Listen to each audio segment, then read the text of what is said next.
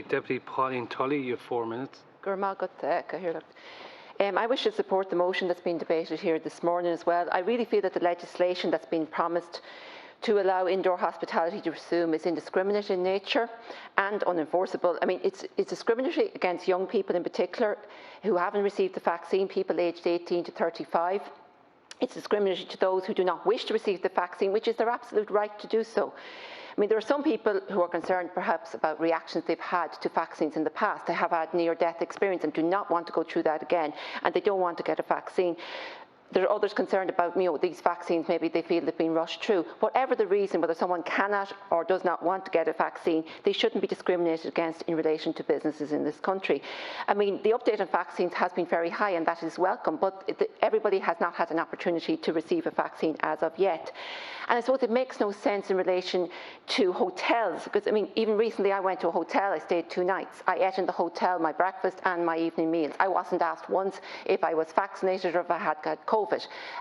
I was served by young waiters who, I would presume by their age, probably weren't vaccinated. They served my table, they served other tables. What's the difference in having a meal in a hotel and having a meal in a restaurant? I don't understand, and people don't understand why there's been a distinction made there.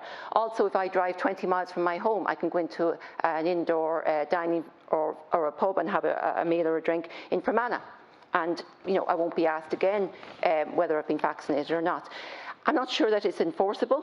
I mean, who is supposed to enforce this? It is the staff in the restaurants and the bars. I mean, I don't know that the Gardaí have been consulted about enforcement either.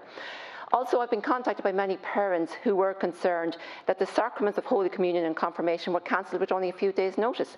I mean, it's totally unfair. It's unfair to the young people who have made the preparation and were looking forward to receiving their sacrament. It's unfair to the parents who forked out good money on outfits that may not and possibly will not fit their child in 6 months' time or whenever it is allowed to proceed. And I think the reason we were given it for cancelling the sacraments was because of the parties afterwards. But many of the parents told me that they were only planning on having a meal with their actual family, maybe grandparents. They were being very careful, very cognizant of the Delta variant and not spreading it to other family members, and were not going for a large party. And I've heard of others who went ahead and had the party anyway without the sacrament, so it made actually little sense on that. Another thing that's confusing people as well are attendance at sporting events. We saw on the television last week large attendances in stadium at Euro matches and in Wimbledon at the tennis matches. Now, I was surprised to see that, and I'm not proposing that we go anywhere near that kind of crowd. But I'm sure increases could be made in those who could attend outdoor matches in large stadium here in Ireland. So I suppose my main points here are, I think there's lack of clarity. I think people are confused over the differences in, for example, hotels and restaurants.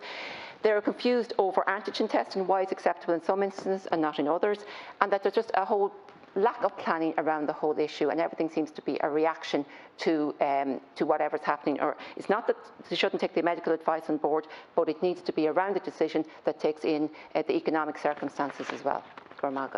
Deputy.